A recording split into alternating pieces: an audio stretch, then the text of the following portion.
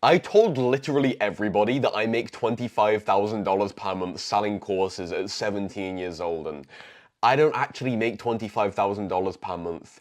In this video, I'm going to expose to you the entire course selling industry from my perspective as an insider.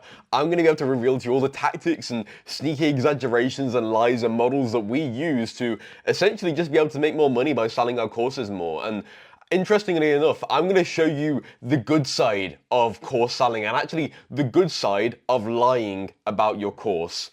And at the end of the video, I'm also going to explain to you why I'm even making this video in the first place and how genuinely the entire education system very, very soon is going to be completely uprooted by the online course selling space. I promise you that by the end of this video, you're not just going to have that little fucking hit of dopamine from somebody being exposed, but you're also going to fully understand with full clarity how this course selling industry actually works. So let's start by exposing myself. On screen right here, you can see my Google Sheets tracker. This basically shows you how much money I've made in each month, and these aren't numbers I've just calculated myself and typed in. These are calculated by real fucking complex Google Sheets formulas, which take the data from all our sales calls we take and basically calculates how much money we've made from that depending on our close rate and obviously, you know, payment processes and everything like that. These are numbers I've typed in. These are real calculated numbers, okay? So you can see here, January, I made $8,000, February, $3,000, March, nothing, April, $13,000, and May, I made $25,000. And like I said, these are real, completely real numbers. I haven't made this up. These are calculated numbers. I didn't just think of this or type it up. They're calculated. There's real data goes into those numbers. However, I didn't actually make $25,000 in May, or I didn't make $25,000 in May in the way that you think about making money. Let's reveal the other numbers, okay, side by side, right next to these. Okay, so these other numbers, these other set of numbers for how much I made, say that in January I made $8,200. In February, they say I made $1,850. In April, they say I made $6,400. In May, they said I made $10,900. And so why are there two different numbers? Why is there some numbers here which are bigger and other numbers on the other side which are smaller? Well, the bigger numbers, the one numbers on the left, they're deals, okay? They're how much I've made in deals. On the right, that's how much money I've made in cash collected. Deals is essentially the entire contractual agreement you make with a client when you sign them on, okay? It's how much money you would get by the time they finish their payment plan. So if you've got your total price, but then a client like breaks it down into monthly installments, the deals is basically the total price, even if you've not been paid the total price, even if the client's only paid like 20% because they're breaking it down, the deals is the total amount. Cash collected is how much money you've been physically paid through the payment processor, the money which you now own. So for example, let's say, this isn't an actual offer, but let's say you got an offer which is $5,000 over 5 months and a client pays $1,000 a month for 5 months. If they join the payment plan, they pay $1,000. So let's say in January, they get on a $5,000 deal, but they only pay $1,000. In January, that'd be $5,000 in deals, $1,000 cash collected. And then in February, you would get another $1,000 cash collected, but no extra deals from that one client. And same in March and April and May. You understand that? And so the deals is attributed to the month where you close and sign on the client, and that's a total contractual amount. The cash collected is how much you're actually paid by the client, you know, cash in hand, money through the payment processor, which you got paid month by month, if you understand that. And here we're starting to reveal the biggest like half-lie / exaggeration that the entire course selling industry relies on, because when you heard me say that I make $25,000 per month, or that I lied about making $25,000 per month, you probably assumed I was just some little 17-year-old child that doesn't make any money at all and has just picked the fucking number 25,000 out his ass. And there are a couple of people that do that. Okay, there are people who do that. There's not many of them, but there are.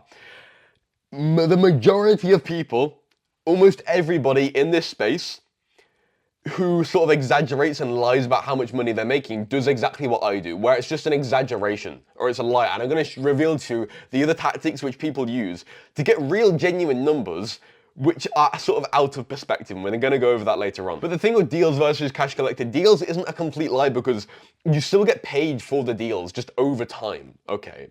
And that like deals, it only gets attributed to that first month. That doesn't, you know, the deals, it happens on the first month that you get, you know, that you sign the client, and then it doesn't change any of the subsequent months. Only the cash collected gets attributed to the subsequent months as you get paid more.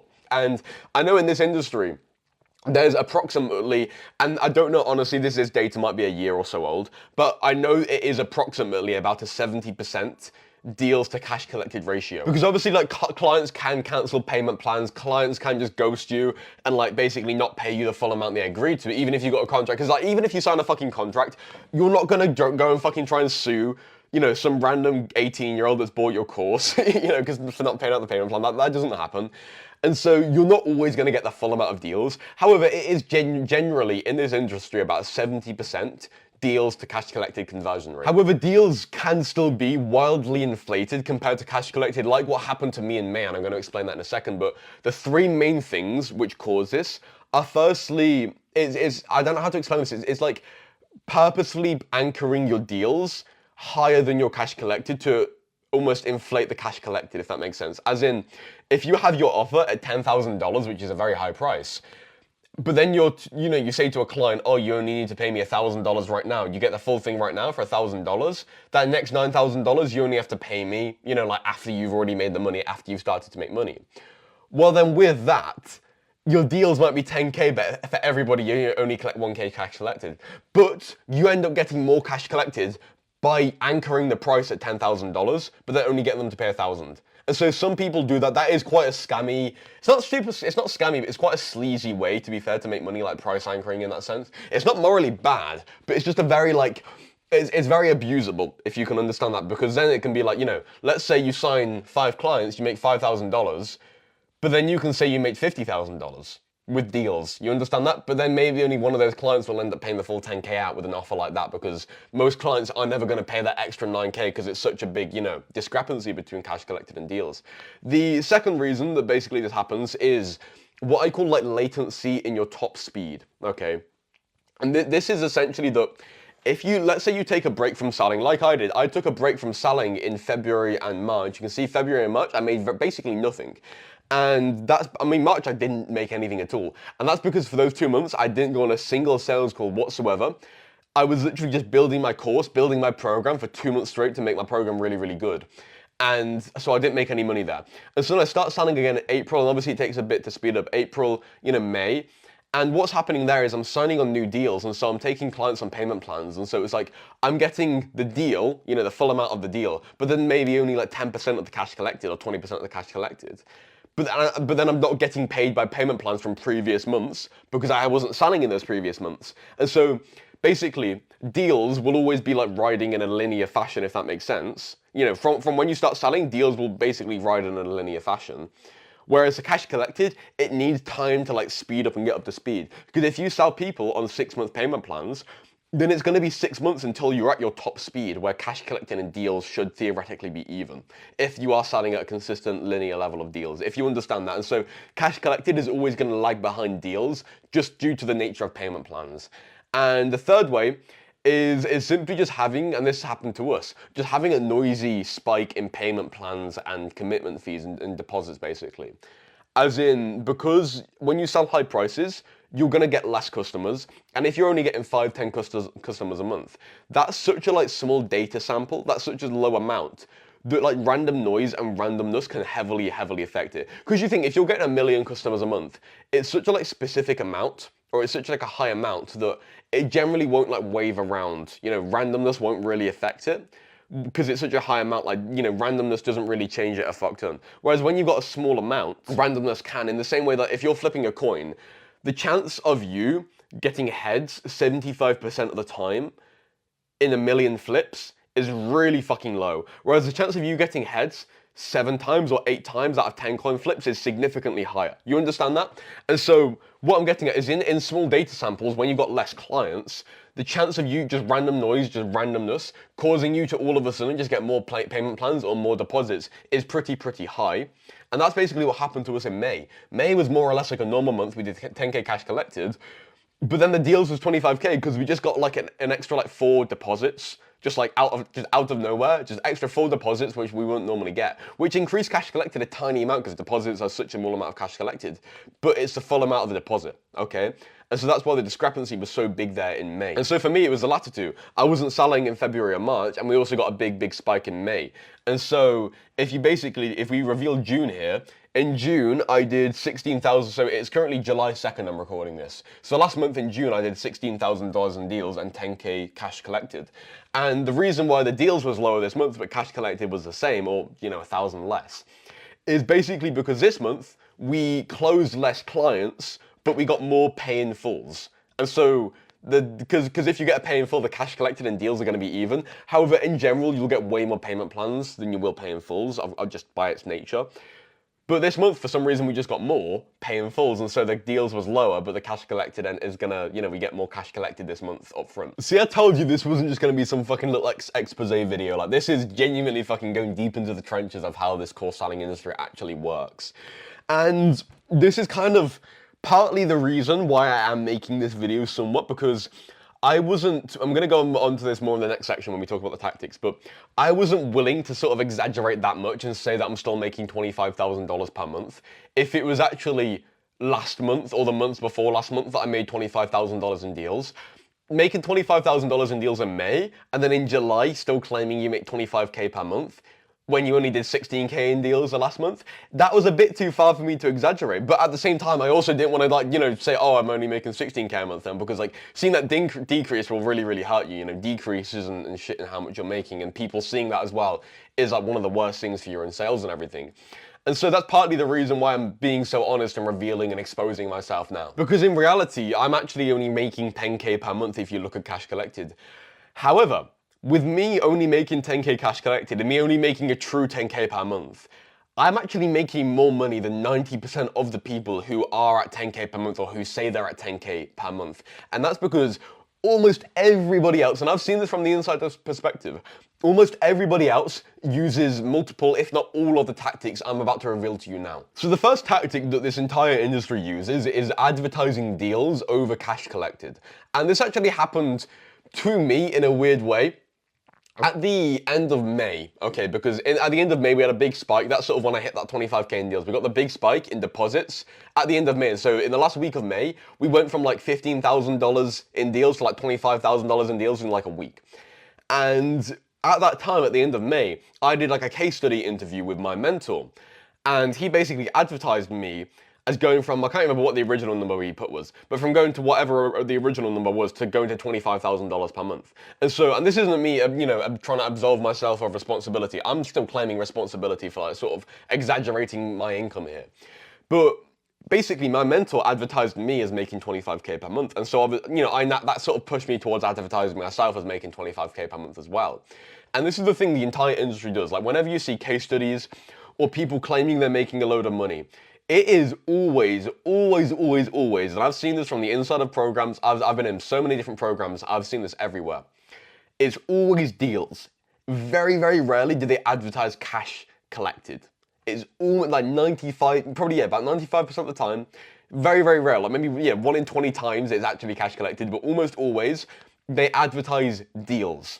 And so that's me advertising 25K per month instead of advertising 10K per month. That is just the most fucking basic bread and butter of tactics that course sellers use to sort of inflate their results and their client results. Because then you basically go from 70% to 100%, if that makes sense. It's adding an extra 30% there in a way. The second tactic is just general image and lifestyle.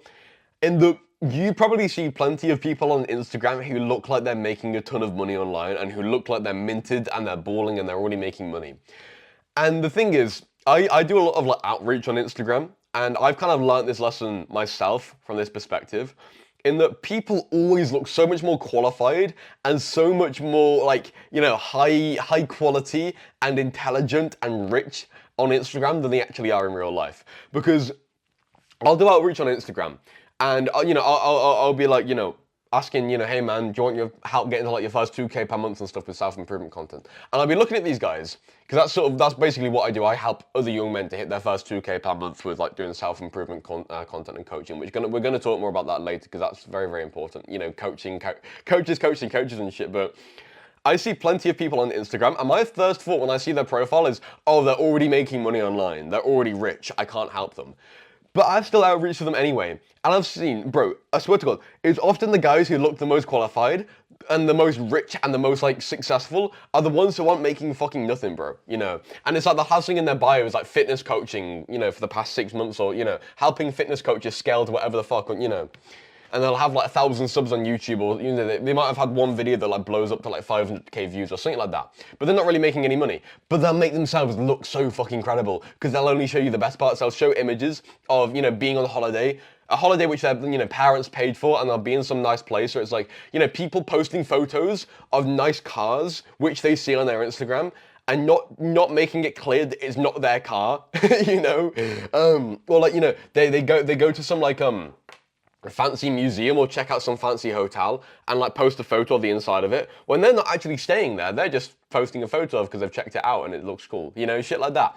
Or it's, you know, they'll never post a photo of like the inside of their bedroom or anything. They'll only ever post photos of, you know, when they're out traveling with their parents or shit like that. You know, people do that all the fucking time, bro. And it's so interesting because you'll see guys where it's like, oh, you know, helping fitness coaches, helping coaches do this, and, you know, selling whatever courses, you know, and it's like, they look credible, they look like they're making money online, and they've got the lifestyle to back it up, but they're only showing you the peak of their lifestyle. And this is the thing, bro, like, people who are making money online are so much more fucking retarded than you think. People making money online are literally just normal people who have just got good at making money online, all right? I'm in programs with guys who are making genuinely making 300k per month cash collected, and I've, you know, verified that because I know them and everything. And they're just normal people who have just got good at business, bro. It's like, for me, for example, it's like, you know, I make money online, I help people, it's cool, I travel, you know, I've dropped out, I've made like a self-improvement documentary with the BBC, you know, like this summer me and all my clients were gonna be like moving in together, in like a penthouse in Albania. It's gonna be sick and everything. It's like, I'm doing a lot of cool shit. And at the same time, bro, I'm kind of socially retarded because I just focused on business since like October, and I haven't spoke with a fucking girl since like October, bro. And I'm like pretty fucking socially retarded now. Okay, I've got a pretty mid physique. I mean, I mean, to be fair, like I eat a pretty solid diet. Like I'm consistent on my diet and everything because I just eat like steak and eggs and I like it. And so for that reason, it's like, I'm not like, you know, I'm not like fat or like fucking, you know, skinny or any shit. I still got a definition, but I barely work out, bro. Like, I run a decent bit. Like, I've got decent cardio. I can do like a 20-minute 5K. But that's about it, man. Like, I'm not good at fitness. I'm not good at social skills. You know, I've still got acne and shit, bro. You know, I'm just good at making money online and helping other guys to start coaching and shit. You know, I've still got my fucking flaws and weaknesses. I'm not this like, you know, perfect alpha male jacked giga chad, bro. You know, and most people aren't. They've just, everyone who's making money online, who are genuinely making money online, they've just got good at business and that's it. Like this whole, bro, fucking social media Instagram effect, like the lens effect and shit, is fucking real as fuck, bro. The other thing which is very, very easily faked or exaggerated as well is proof. And this is like, you know, client results and people you've already helped and shit.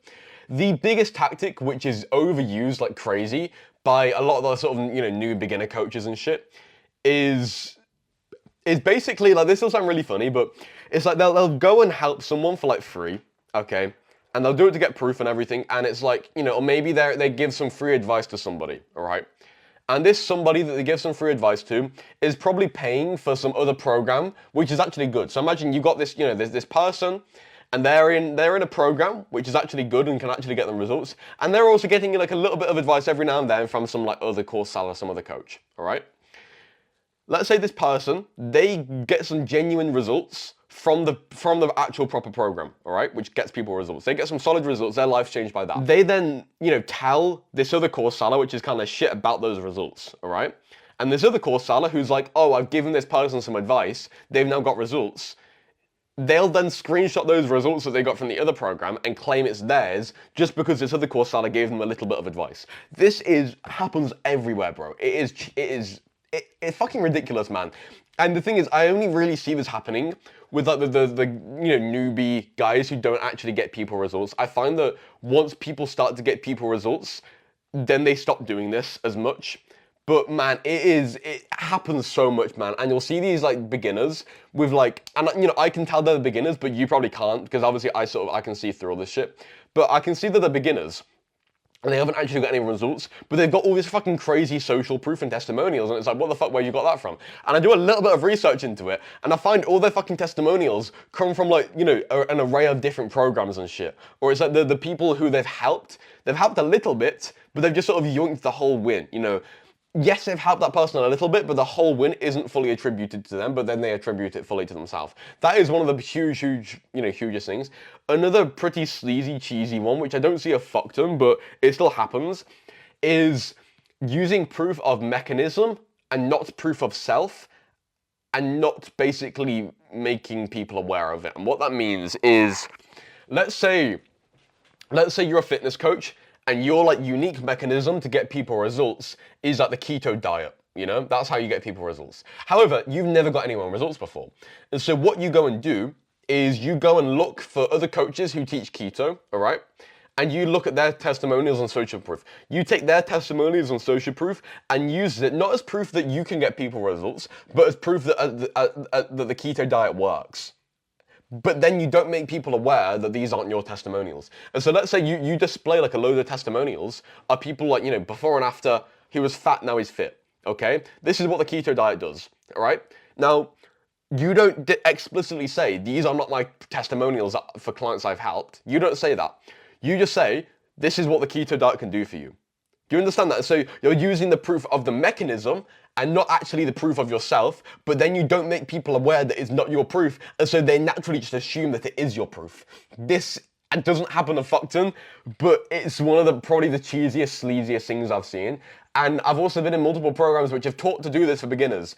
And I disagree with it like fucking mad, bro, because it's literally like, I swear to God, it's basically just like trying to rationalize, like morally rationalize, just like full outright stealing testimonials, you know? And so for this reason, the only proof that you can really 100% trust is like long form testimonial videos, like case study videos, where it's like a client interview, long form, actually speaking about that client's results. They're the only testimonials you can really 100% trust. Not to say that everything else is fake. No, by any means it's not at all, okay? But they're the only things you can fully trust. All the other thing is like school win posts, where it's not a screenshot, but you actually see it within the community itself. Like if you're in a school community, like a free community, and you see someone making a win post, and you can verify that person's actually a real person, you can see their social media and shit. That's like another big thing, which is like quite hard to fake as well. Because then you've got, you know, if you were to fake that, you'd have to make a whole fucking persona and shit, and fake accounts and everything, which people don't really do. They generally just inspect elements, screenshots and shit. So that's sort of ways that people generally fake proof a lot. And to be fair, I've done this a little bit as well myself. I advertise a lot that my average client makes $3,700 in the first 60 days of working with me. And that, again, is a real number. However, that $3,700 is actually just the number with deals. The real number of cash collected is $2,200 cash collected in the first 2 months, which isn't a huge difference, to be fair. $2,200 in the first 60 days is still fucking crazy, especially for my niche of helping young broke guys. Like, I can confidently say I'm the best in my niche of helping young broke guys who have no credibility to start selling coaching and do self-improvement content. But I've still inflated my own client results by focusing on deals rather than cash collected, okay? And also, the other thing about that number is that was taken from the first 20 clients I worked with when I start, you know, because you remember I said I focused on my program in February and March. In February and March, I was only working with 20 clients. I didn't sell at all then. That number is from those 20 clients there. And that was when we were actually using a different methodology of school networking, and we now do a different methodology of Instagram outreach, which is basically gonna take time to work. And so I'm confident we're gonna get even better results than we did then. You know, that 2,200 or 3,700 is gonna be much higher. But I still use that because if I was to work out the number now, it would probably be lower. But then that number also wouldn't be representative of what Instagram will, you know, Instagram outreach, our current methodology, will actually do. You know? The next tactic, which actually isn't really a bad tactic at all. This is actually a very good tactic, and this is charging very high prices. Now, high prices are the part of the course which actually get people results. It's not the course itself, not really. It kind of is to a degree, but it's not particularly the actual course itself.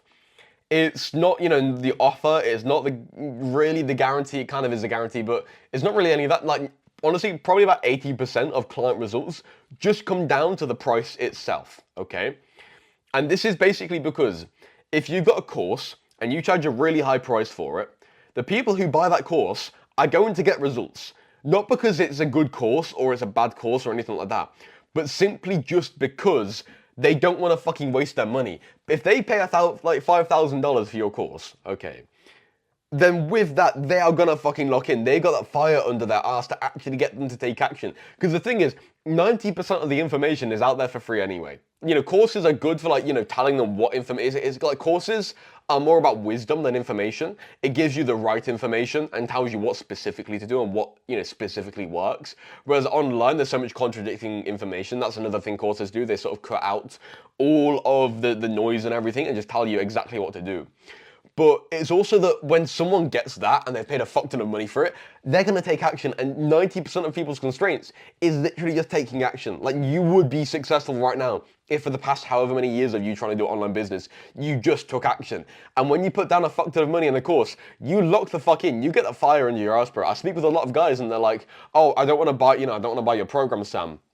You know, even though you get crazy results, I don't want to buy it because I already know what I need to do. I just need to actually lock in. My problem is doing the work. It's not the information. And what I say to everybody is that, you know, you're not going to be able to lock in if you don't have the fire under your ass. You need to buy something, not for the information, but just for the fire under your ass it's going to cause you. You need to push through the pain of buying something to be able to get the results. And so for that reason, high prices are fully moral, because not only does it get people better results, but then charging high prices, you also make more money yourself, which then gives you more money to reinvest into the course selling business, sell more courses, and then help more people. You know, you start the flywheel with that. And so, honestly, man, even a pretty shit course can still get people results. That isn't always true. Shit courses will get people less results than good courses, especially in niches like business where the information does matter a fuck ton. But in a niche like fitness, where all the information everybody already knows anyway, and it's literally just about pushing through the pain and locking in, shit fitness courses can still get people pretty solid results. In business niches like I'm in, it's quite different. You do need a very good product to be able to get people results because the information does matter a lot in, you know, more technical niches. But in general, like, high prices can just make up for having a pretty shit course. It sounds like counterintuitive, but it works in practice. Now, the next thing is a very, very big thing, and this is money back guarantees. Now, money back guarantees, okay, they work in theory, okay. However, in practice, they're quite different to what a lot of people sort of realize, okay. In that, with a money back guarantee, 99%, unless it's a satisfactional guarantee, which some people do give out, almost always it's a conditional money back guarantee. Meaning to be able to get your money back, to be eligible for the guarantee, you need to actually take action on what the program, on what the course tells you to do. Basically meaning you need to actually put the work in to be able to get the money back guarantee. And the reason these are, highly like conditional and they're a little bit cheesy is because programs which have conditional money back guarantees very, very rarely give people their money back, okay? And that's keep in mind what I just said about people just need to take action, all right?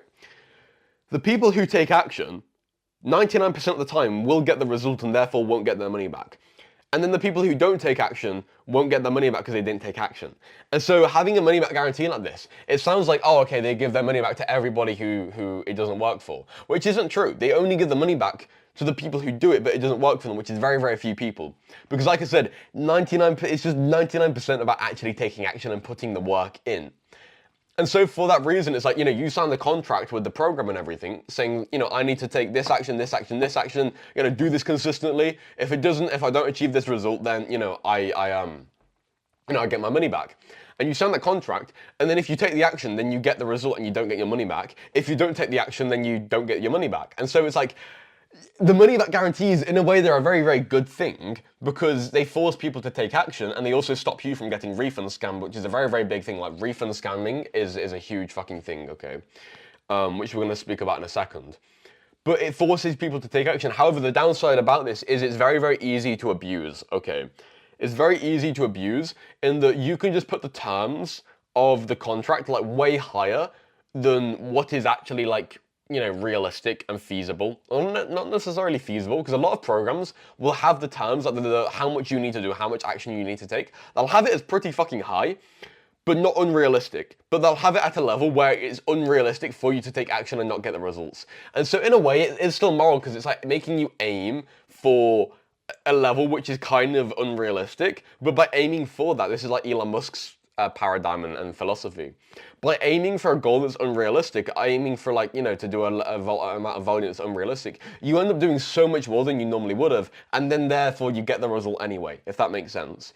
And so that's basically how a lot of these programs operate. And this is how I operate as well. Like, we've got a full money back guarantee and everything, but it only applies if you actually take the action. But then literally everybody who's taken action has got results. There's never been a single person who hasn't taken action and not got results. Okay, there have been people who've joined my program, joined my course, who haven't got results, but it's always because they've fallen off and disappeared and never, just fucking disappeared and not taken the action. Okay, and so these guarantees, they are abusable. They can be abused. However, they're also very, very good for the client at the same time. And actually, like refund scamming and all this shit, refunds, like, clients scam sellers way more than sellers scam clients. Like, I think that's another thing that people don't realize. I've been refund scammed maybe like 5 times now, honestly, bro. When people have joined and it's worked for them, and then they've, tried to get their fucking money back, or they've actually got their money back. No, yeah, they've actually got their money. It's happened more times than people. To be fair, every time that someone's tried to get their money back, they've got their money back with me, because I do all my payments through like the Score platform, and they'll just like give the fucking money back to like literally everybody, bro, for like no reason. It's kind of fucked. But essentially with that, it's like, it's so much easier to get scammed as a seller than get scammed as a buyer. And to be fair, that's kind of how it should be, because a seller getting scammed is much less detrimental than a buyer getting scammed. Because if your seller gets scammed, then you go back down to 0, okay?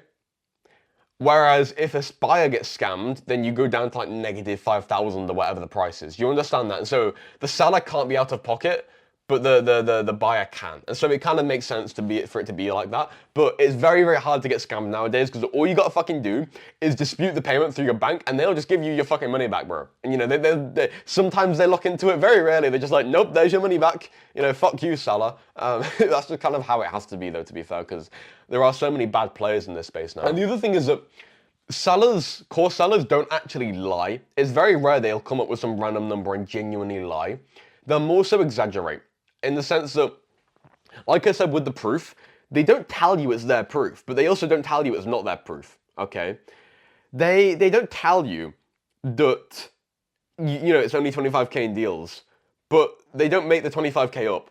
You see what I'm getting at? It's like, when they post a photo of the fucking Lamborghini, or they post, they post a photo of them in a Lamborghini, they don't tell you it's a rented Lamborghini, but they also don't tell you they've bought it. And so it's a lot more of exaggeration and letting you assume the best, or letting you assume the most inflated part by staying mysterious and leaving out the details of it, if that makes sense. Instead of them inflating it by making up lies, they let you inflate it in your own mind by staying mysterious. You understand that? And so for me, just to say, fuck off. So if imagine I posted a photo of myself in some nice car or some shit like that. Let's say I rented that car, and I want to do this in the future. I do want to rent like supercars and shit out just for the fun of it. I'm not really a materialistic person, but I do want to, rent supercars out and rent nice shit out just to like be able to experience it. I don't want to like, not go through life experiencing that. But I'm not really like pulled to like, buy it or own shit like that. But let's say I did that, but then I posted a photo of myself on Instagram of me in a Lamborghini, okay? A Lamborghini that, let's say, I rented for like $1,000, all right? And I'm in this Lamborghini, and I post a photo of myself, but I don't say that I rented it, all right? People will then assume I bought a Lamborghini at 17 years old, when in reality I've just rented it. And now I'm not lying. I haven't told you I bought it. I just posted a photo of myself in a Lamborghini, but then you assume that I bought it. You understand that? And that's basically just how it works. People exaggerate, they don't lie. And then what happens is consumers assume that we lie. You hear me say I make 25k per month, many people will just assume that's an outright lie, and you will assume that I make nothing, okay? When in reality, I actually make 10k per month, but you assume that I make nothing because you just assume that it's a lie. And then from that, nobody benefits, because you knowing that I make 10k per month actually benefits you, because then you see it as realistic for yourself to do, and then you're more likely to go and achieve it. You understand that? And so, essentially, lying benefits nobody, because then the core sellers get seen as full lies and not exaggerators. And then that doesn't benefit the buyers, because then they don't buy. And then, with that, they also don't get the motivation that comes from seeing that the core sellers are actually helping people and making money to a degree They're just exaggerating it. And on the other hand, me exaggerating how much I make could actually be seen as a good thing in a way. Because I get people results, me inflating how much I make, and then, you know, getting more sales because of that and helping more people because of that could be seen as a good thing, though that is putting a lot of trust in my own willingness to be able to help people, if that makes sense. And so in general, it does make sense to like not overinflate it, but you could see the other side of it as it is actually a moral thing to use these tactics and overinflate and exaggerate if you are actually getting people results. In the same way, it's like a lie isn't inherently bad in that, you know, if you need to give a little kid their medicine and you tell the little kid, oh, that it's, you know, it's ice cream, or it's like, you know, it's you know, juice or something like that. You tell the little kid, oh, you know, here's some, you've got to drink this juice. When in reality it's some medicine. They don't want to drink the medicine, but they need the medicine. And so you kind of like make them drink the medicine by telling them it's juice, you know? Or it's like the dog needs to eat garlic. Okay, this is an Alex Hormozi thing. The dog needs to eat garlic to get rid of its fleas. Okay, but the dog doesn't want to eat garlic. So you wrap the garlic in some ham, you know? The dog wants to eat the ham, the dog eats the ham along with the garlic. You've lied to the dog by getting it to eat the garlic, but that's a beneficial thing. That isn't an immoral thing because you've now helped the dog by getting it to, you know, you see that. So lies aren't inherently bad. They are in general, but inherently they're not. And so there are, you know, you want to see both sides of the coin to this. And so you can probably see a bit of a common theme here in that it's not inherently bad. Like course selling and coaching online and young guys selling courses and coaching, it isn't inherently bad. Lies and trickery aren't inherently bad.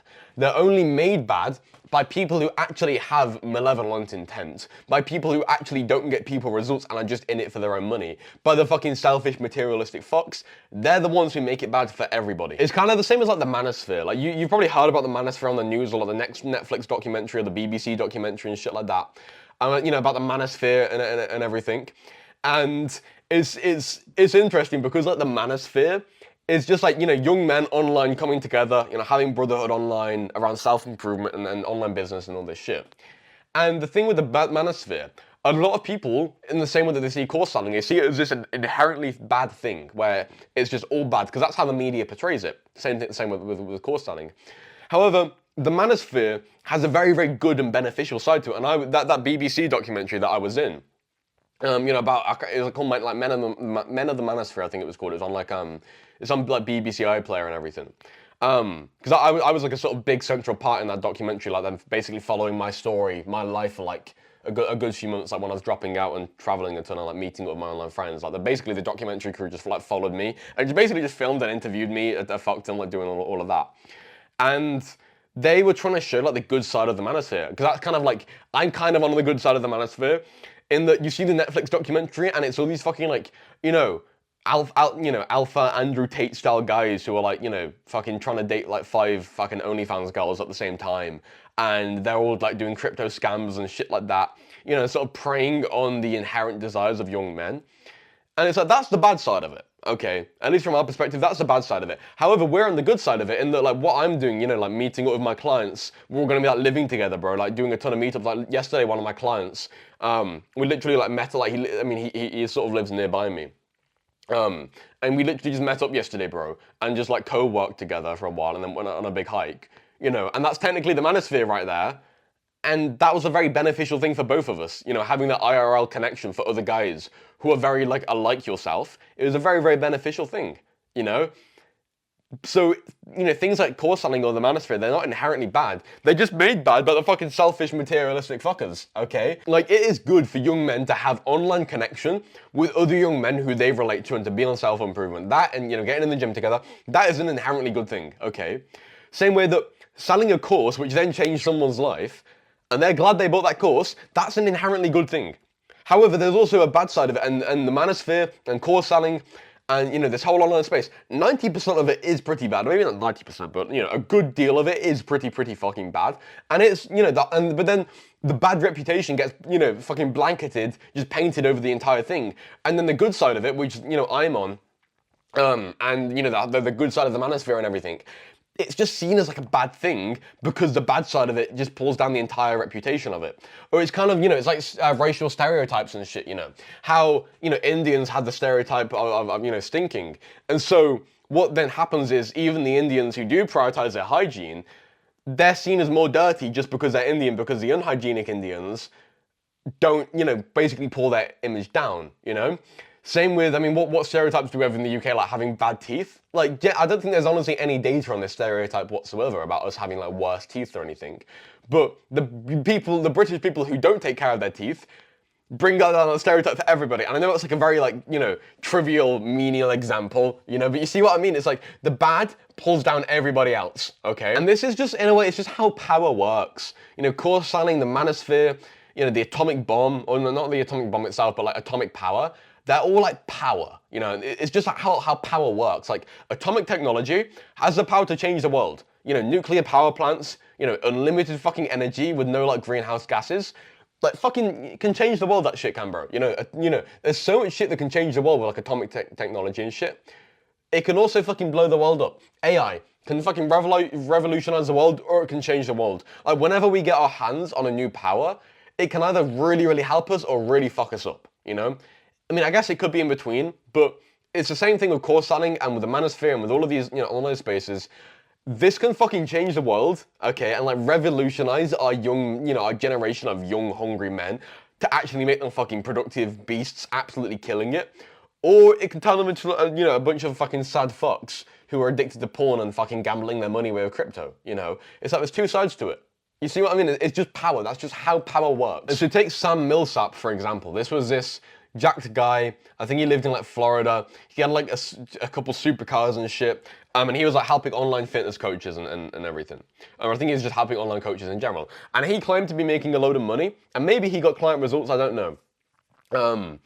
And basically he made a ton of money with that.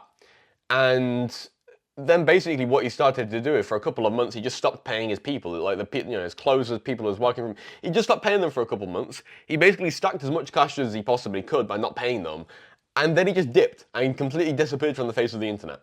And that's an example of someone using, this for bad. He was the type of guy who jacked, smoking a cigar in a penthouse in Florida, showing that lifestyle off, classic guru, and made a ton of money with it, and then dipped, and he used that power for bad. However, on the other hand, take Hamza, for example. If you know Hamza, the self-improvement YouTuber, changed millions of lives, probably saved thousands and thousands of lives, thousands of guys from killing themselves by getting them on self-improvement, okay?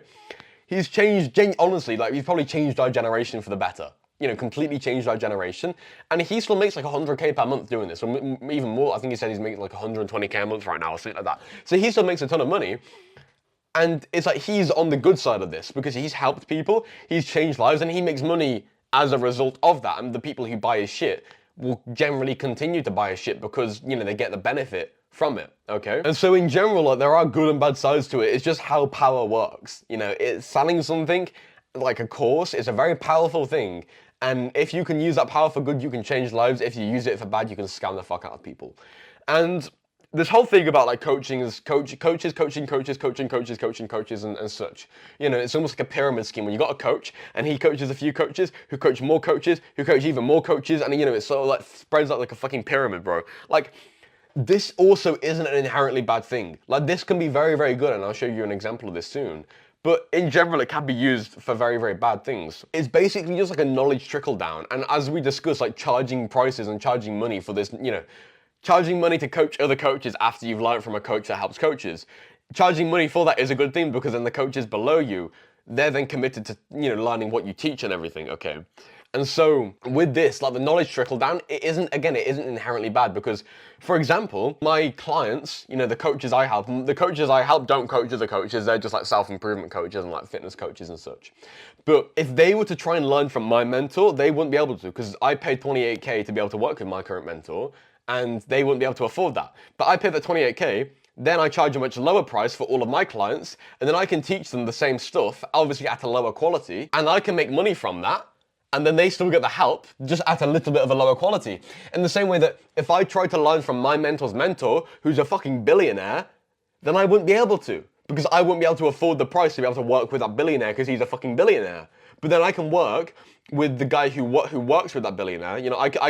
I can pay the billionaire's client only $28,000 to then learn from the billionaire's client. And then my clients can learn can basically pay me, and they can pay me to learn what I've learned from the billionaire's client who's learned from the billionaire, okay? And so it's just a knowledge trickle down, and it's beneficial because the billionaire can't coach everybody, okay? And it's like, you can have a course, which then you like distribute, and I know like Tom Bilyeu, he's like a billionaire, and he's like selling like a course where it's like, infinitely scalable and shit. When I say course, I don't mean like just the videos and shit, I mean like, with coaching and calls and shit to go along with it and support to go along with it. That's what most courses are actually like. It's not just a video, there's actually support that goes along with it, so it's not infinitely scalable in that sense. And so the billionaire can't do that for 10,000 people. He can do it for 10 people though, and those 10 people can maybe do it for 50 people each, and then you got 500 people, and those 500 people, which are guys like me, can then do it for like, 20,000 people. You can sort of scale it up a ton, just by the knowledge trickle down like the fucking pyramid. And that way, everybody gets help, because also the guys at the bottom level, they don't need to be working with the billionaire one-on-one. They don't need that type of help. They only need to learn from the person one step ahead of them, which is me. It only becomes bad when you have people who try to start coaching coaches and they try and like jump up the ladder in a way.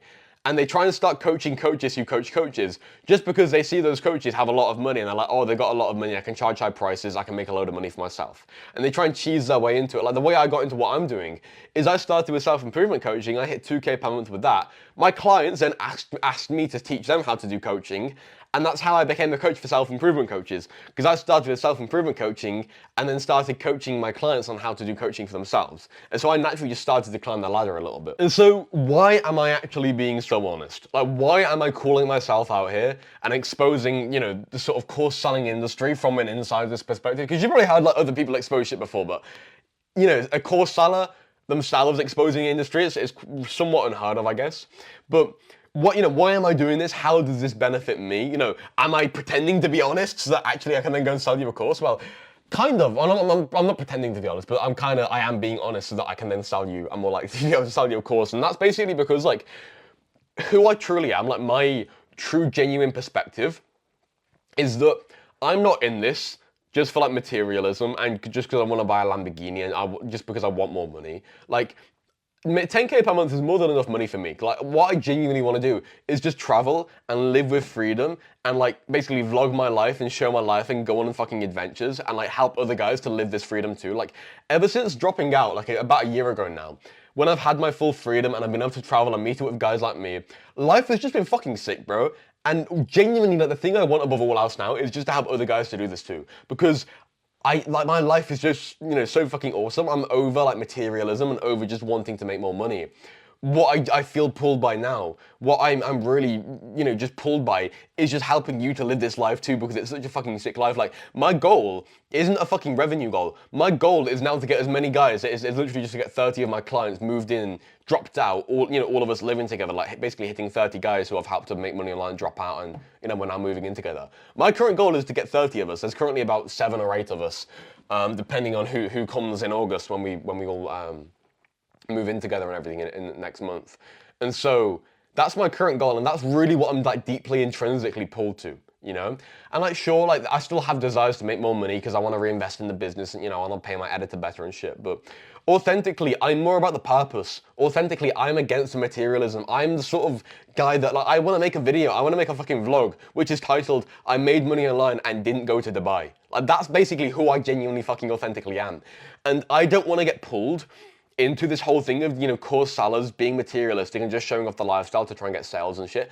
Like, that's not what I want to do. I want to show my life on YouTube, but when I say my life, I want to be going out there, adventuring, fucking meeting people, traveling, traveling the world while trying to save money, not for the whole thing of saving money, but just for the fact that when you save money, you generally have better adventures.